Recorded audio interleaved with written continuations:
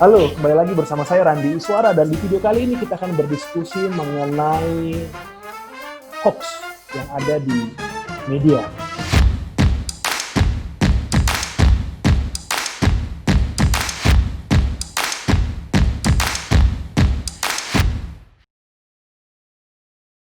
Dan pada video kali ini kita sudah bersama dengan salah satu kaprodi dan dosen dari fisik di salah satu universitas swasta di Indonesia. Kita telah bersama dengan Pak Ben. Pak Beni, halo Pak Ben, apa kabar Pak Ben? Halo, halo Randy. Ya. Saya manggilnya Mas Randy aja ya.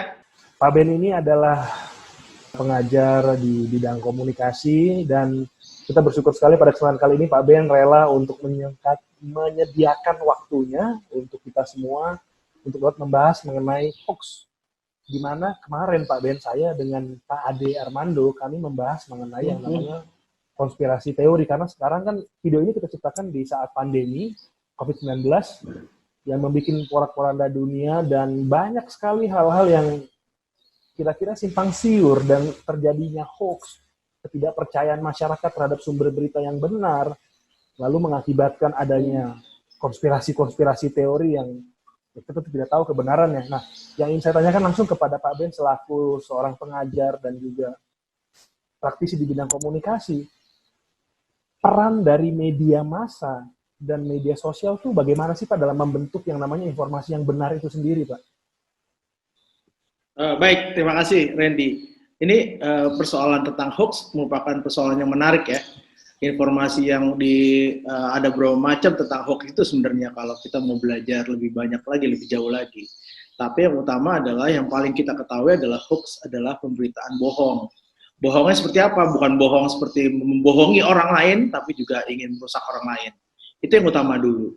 Sehingga kita bisa tahu sebenarnya ketika ada pemberitaan tentang hoax, itu apa yang terjadi tentang hoax itu sendiri. Nah, yang kedua, bagaimana peran media massa mencoba untuk menanggulangi berita hoax ini. Seperti kita ketahui juga, sampai saat ini, sebenarnya pemberitaan yang namanya hoax itu karena terlalu banyaknya informasi yang muncul di tengah-tengah kita, di sekitar lingkungan kita. Kalau kita bicara tentang supermarket, di supermarket itu banyak pilihan pemberitaan, pilihan informasi. Nah, tinggal sekarang bagaimana kita memilahnya. Apalagi media itu harusnya membawa suatu yang dinamakan dengan tujuannya mengedukasi, mengawasi, memberikan petunjuk bagi orang lain untuk mendapatkan informasi yang benar. Tapi sayangnya, sebaliknya, karena pemberitaannya sangat banyak di media sosial, sehingga pemberitaan-pemberitaan di media sosial itu yang selama ini kita tahu, bahwa pemberitaan di media sosial itu selalu tidak pernah dapat diatur. Semuanya terserah orang yang akan melemparkan pesan. Sehingga yang terjadi adalah viralnya itu muncul lebih cepat di media sosial, dan yang saling tidak membuat menjadi lebih menyenangkan adalah media massa yang konvensional yang seharusnya mempunyai aturan-aturan jelas, mempunyai namanya aturan-aturan jurnalistik yang jelas, malah ikut-ikutan untuk mencoba mengambil informasi dari media sosial kemudian ditayangkan. Nah, ini harusnya tidak diperbolehkan, dalam tanda kutip ya, tidak diperbolehkan, tapi seharusnya media konvensional menjadi alat untuk apa? Untuk membuat informasi-informasi yang tadinya di media sosial itu tidak baik menjadi lebih baik ketika orang membaca di media-media konvensional. Nah, itu harusnya menjadi peran dari media massa untuk saat ini. Gitu Mas Randy. Oke. Jadi hal yang menarik adalah sekarang bahwa media sosial ini kan karena saking mudahnya dijangkau ya. Ya. Dan nampaknya memang kita tidak ada, kalau di media massa yang saya tahu kan ada aturan jurnalistik ya kan, di mana ada kaidah-kaidah jurnalistik, dan media sosial nampaknya belum ada ya hal seperti itu ya. Yang harusnya menjadi bisa dibilang filter adalah dari media massa ya, yang bisa mengawasi. Apakah benar Pak kalau saya bilang media massa harusnya mengawasi media sosial? Kalau kita balik dulu, sebelum kita sampai ke sana kita break dulu. Sebenarnya kenapa ini bisa terjadi? Nah, satu sisi sebenarnya gini, kita bicara tentang dua hal. Kita bicara namanya ada satu kata yang bisa menyambungkan antara kenapa media massa mengambil pemberitaan dari media sosial dan kenapa media sosial itu dengan mudahnya untuk mengirimkan pesan-pesan. Kita baca dulu ada satu konsep namanya literasi. Nah, konsep literasi itu selalu bicara tentang, paling mudah adalah bicara tentang melek. Kalau melek, lawannya adalah tidak melek, buta. Nah, ketika kita bicara tentang melek, kita bicara tentang bagaimana ada orang yang menciptakan pesan, ada orang yang menerima pesan. Orang yang menciptakan pesan bisa macam-macam. Bisa orang lain, bisa membuat apapun bisa. Tapi yang paling lebih harus diatur adalah, lebih harus diperkuat adalah bagaimana orang yang membacanya, yang mempersepsikan pesan itu. Nah, selama ini yang mempersepsikan pesan ini yang kurang. Yang ada adalah yang kita lakukan adalah banyak pesan-pesan yang disampaikan tapi tidak ada filternya. Nah, seharusnya apakah media konvensional yang mengawasi media sosial? Saya kira nggak bisa, karena pergerakannya namanya media digital ketika masuk ke point 1.0, 2.0 itu sudah memperbolehkan yang dinamakan dengan audiens itu bisa meng-create sendiri, siapapun orangnya, bisa meng-create, bisa mengubah, bisa melakukan apapun, bisa menginterpretasikan sesuai dengan keinginannya dia. Nah, itu yang akhirnya timpang di sini. Timpangnya dalam hal apa? Bahwa yang meng-create itu lebih besar porsinya dibandingkan orang yang membaca berita. Kenapa membaca berita itu saya bilang timpang? Karena literasinya kurang. Nah, ini yang menjadi apa ya? Yang harusnya menjadi bahan-bahan untuk dicarikan solusinya. Itu. Contoh paling gampang gini, kalau Mas Reddy tahu gitu loh, kalau secara global kita punya namanya 2,5 triliun gigabyte data. Anda bayangkan 2,5 triliun byte data itu dalam sehari menghantui kita semua. Bayangkan kalau kita manusia, otak kita kan pasti terbatas menerima pesan-pesan itu, dan pesan-pesan yang diterima itu kalau kita belajar teori persepsi, kita hanya menerima pesan-pesan sesuai dengan kebutuhan kita. Sehingga pesan-pesan yang tidak sesuai kita ilangin, tapi pertanyaannya kemudian muncul, apakah pesan-pesan yang sesuai dengan kebutuhan kita baca secara kritis atau tidak? Nah, ini akhirnya muncul seperti itu. Orang boleh mengatakan bahwa media massa yang konvensional harusnya mengawasi media sosial, atau sebaliknya media sosial mengawasi media massa konvensional. Saya bilang nggak bisa seperti itu. Dua-duanya adalah dua entitas yang berbeda, dan dua-duanya harusnya saling melengkapi, bukan saling meniadakan. Gitu, Mas. Oke. Jadi ya, saya paham nih. Jadi kan tadi ada yang membuat berita, ada yang menerima berita kan, menggunakan mediumnya bisa media sosial, atau media massa yang konvensional. Yes. Berarti dalam hal ini, Pak Beni, menurut Pak Beni adalah yang paling baik adalah untuk memberikan yang namanya literasi media, literasi untuk si penerimanya, karena tentu kita tidak dapat, karena negara kita negara demokrasi, kita tidak bisa melarang-larang orang untuk membuat berita ya, kecuali bersangkut dengan undang-undang ITE ya kan. Itu mungkin ya kan. Tapi berarti pemahaman literasi media yang baik itu seperti apa, Pak Beni? Agar kita terhindar dari berita-berita hoax itu loh. Nah, gampangnya gini, mudahnya gini, sederhananya. Kalau Mas Randy itu bicara tentang literasi, bicara tentang melek, lawannya adalah buta. Coba Anda bayangkan, Mas Randy bayangkan ketika Mas Randy misalnya di supermarket, masuk ke supermarket, kemudian membaca, kemudian akhirnya membeli barang-barang yang sama semuanya produknya. Produknya ada sayur. Sayurnya kebutuhannya sesuai dengan kebutuhan kita. Pertanyaannya adalah sayur yang mana yang kita mau beli. Kalau Mas Randy tidak pernah membaca berita-berita atau khasiatnya atau manfaat dari sayurnya, pasti akan mengambil aja asal-asalan. Warna hijau aja semua. Yang penting kita bisa ambil. Nah, itu adalah orang-orang yang buta. Nah, dampaknya apa yang buta ini? Banyak, Mas. Gitu loh dampaknya.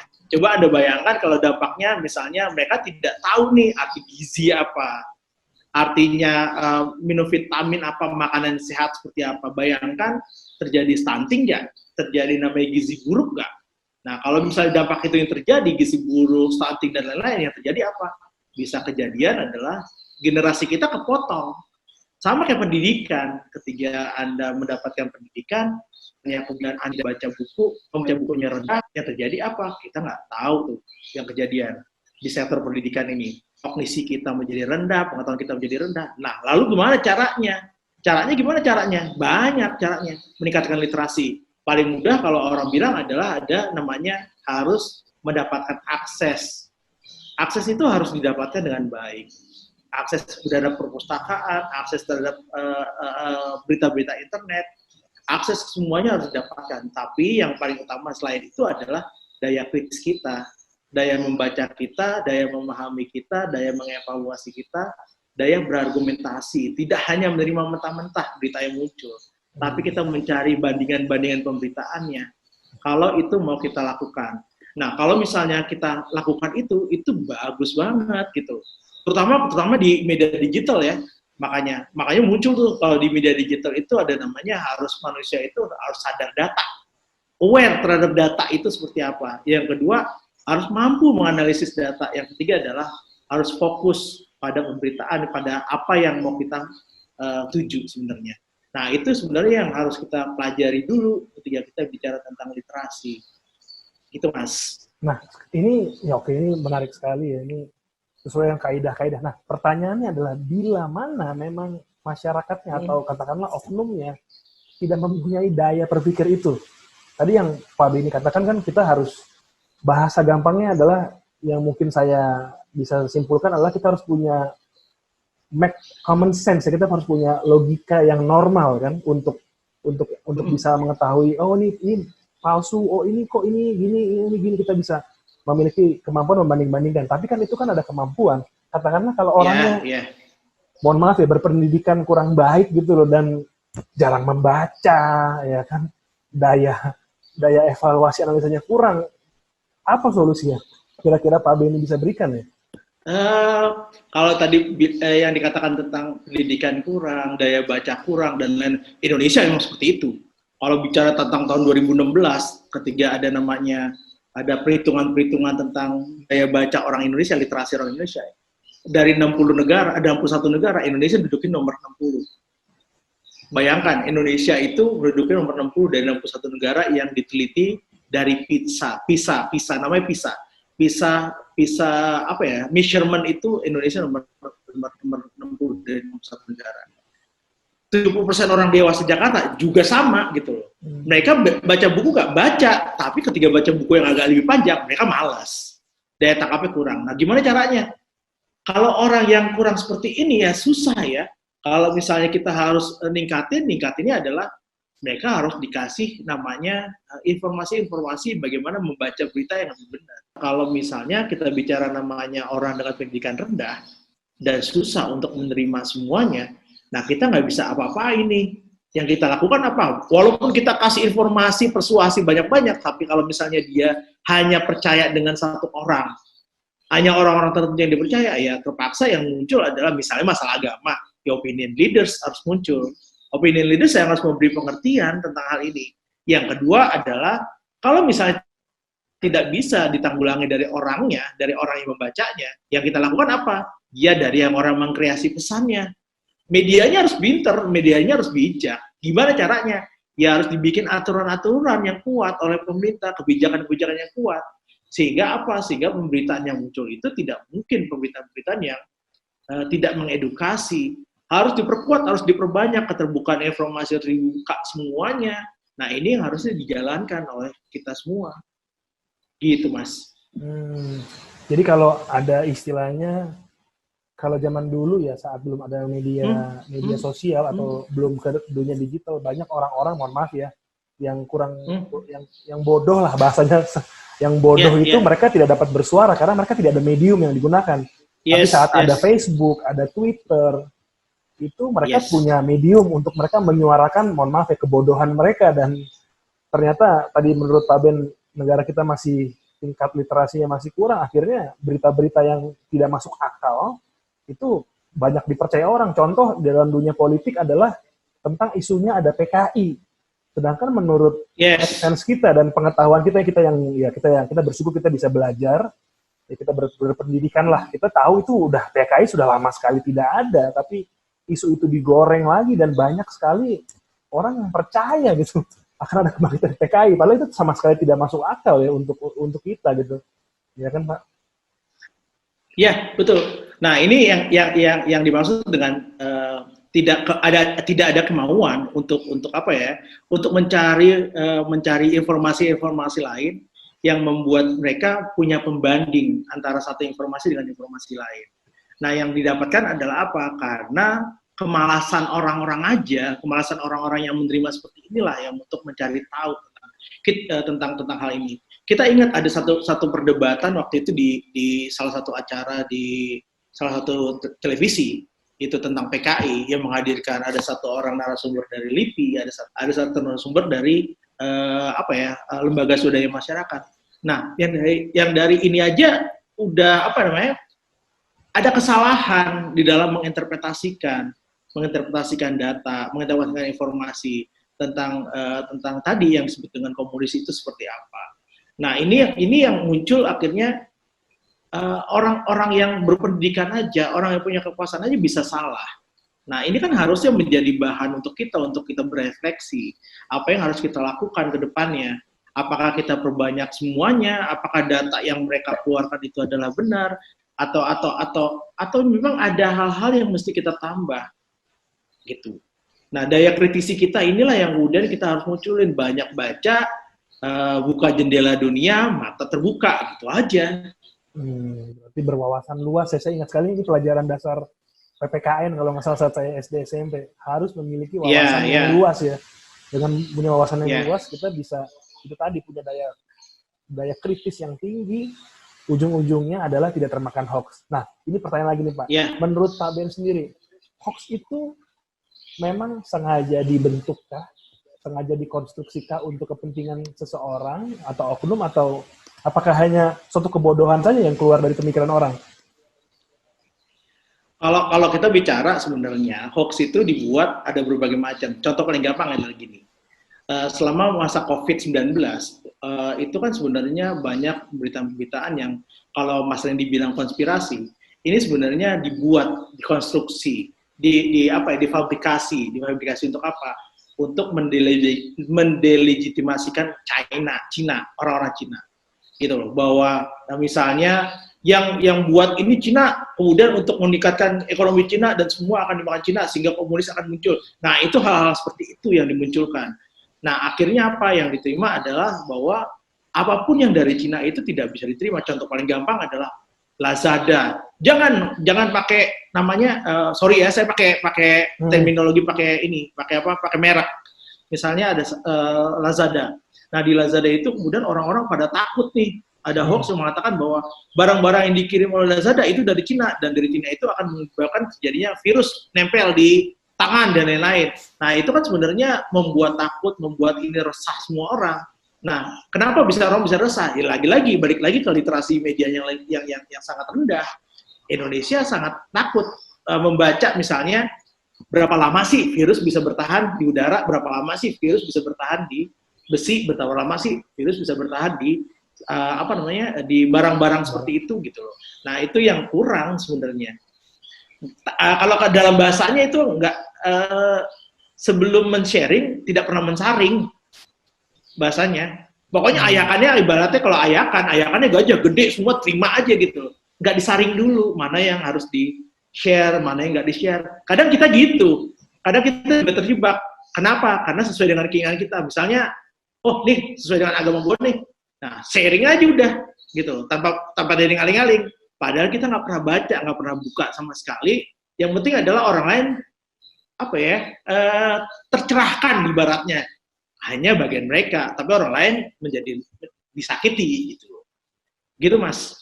Nah, sekarang nih di tengah pandemi ini, dan kita sekarang videonya dibuat di bulan Juni 2020, dan kita kan memasuki yang namanya, kita sudah akan memasuki yang namanya new normal. Menurut Pak Ben sendiri, selaku praktisi dan seorang pengajar di media, di ilmu komunikasi khususnya media massa, kira-kira di new normal ini apa yang harus kita lakukan untuk kita secara pribadi? Dalam hal apa nih? Dalam kita bergaul dalam dunia media sosial, media massa, apa yang harus kita lakukan? Selain tentunya kita melatih yang namanya media literacy, tentu itu kan tadi harus kita laksanakan ya. Kira-kira hal aspek lain apa yang perlu kita tambahkan di dalam new normal ini, di mana new normal ini sudah pasti orang akan lebih sering membuka yang namanya sosial media kan, berita digital, ya kan, portal-portal berita di digital, begitu Pak. Ya kalau apa ya, new normal itu nggak bisa ditahan. Orang-orang akan muncul, akan mulai beralih dari konvensional ke media sosial, itu nggak akan bisa ditahan lah hal seperti itu. Yang harus bisa ditahan adalah sikap kita dari tiap-tiap orang yang menggunakan media sosial harus punya kemampuan untuk apa? Untuk membaca, kemampuan untuk mengolah, kemampuan untuk mengevaluasi, dan kemampuan untuk mengkritisi pemberitaan. Bahasanya adalah sharing sebelum sharing, saring dulu sebelum sharing. Bahasanya adalah itu. Nah, itu yang harus kita lakukan. Mau nggak mau, jangan kita berpikir sempit untuk diri kita sendiri, tapi kita berpikir yang luas untuk orang lain. Karena pemberitaan yang kita harus share ke orang lain itu adalah mungkin pemberitaan yang akan bisa membuat orang tercerahkan atau membuat orang lain tidak tercerahkan. Itu yang harus menjadi bahan pertimbangan kita. New normal, kalau secara media mungkin akan sama saja gitu. Tapi kan mungkin bahasa new normal itu adalah cuma perilakunya yang berbeda, kondisinya yang berbeda dari hal yang tadinya adalah kalau kita bicara tentang jarak fisiknya itu adalah misalnya dulu intim itu adalah 0, berapa senti, sekarang mungkin harus 2 meter. Gitu. Nah, itu yang harus diatur. Untuk media sosial saya kira tidak akan bisa tertahankan, karena kita hidup di era informasi. Mau nggak mau, diri kita sendiri yang harus menahan. Gitu. Oke. Itu aja, Mas. Oke, terima kasih banyak Pak Ben diskusi kita. Jadi ini teman-teman semua adalah hal yang harus kalian tahu dan lakukan adalah yang paling simpel adalah saat ada informasi masuk ke kalian adalah kalian harus baca dulu, ya kan? Jika kalian memang memiliki logika yang bagus, kalian bisa tahu oh ini bohong, ini benar. Tapi jika kalian merasa gunakan akal sehat lah, kita kan punya akal sehat kan. Kayaknya ini nggak bener ya kan, cari dulu sumbernya, jangan disebarkan ke orang lain ya Pak, karena nanti akan berentet kan Pak, akhirnya jadi hoax ya. Iya, yang paling saya kira yang paling ada 4 hal yang kita harus lihat gitu loh ketika kita membaca tentang bagaimana meningkatkan literasi itu. Satu adalah kita harus cakap. Cakap itu kita punya skill kemampuan yang baiklah untuk melihat tentang pemberitaan-pemberitaan. Yang kedua, ada akses yang cukup bagi kita. Ya, perpustakaan banyak, yang namanya internet bisa diakses dengan baik sehingga kita bisa mencari berita-berita pembandingnya. Yang ketiga adalah biasakanlah ada namanya budaya membaca. Nah, ini yang kurang sebenarnya di Indonesia. Budaya membaca itu yang membuat kita menjadi lebih senang untuk bicara dibandingkan untuk mendengarkan. Nah, kalau membaca itu kan kita lebih banyak untuk membaca, untuk mendengarkan, sama kayak mendengarkan, bukan bersuara. Itu yang kurang. Kita harus kurangi itu semua. Nah, kebiasaan di kita yang jeleknya adalah budaya yang namanya bersuara itu kemudian diikuti dengan budaya jarinya yang lebih cepat sama mulutnya lebih cepat. Nah, ini harus dikurangi. Nah, yang terakhir adalah ada namanya kita harus cakap itu dalam arti multidimensional.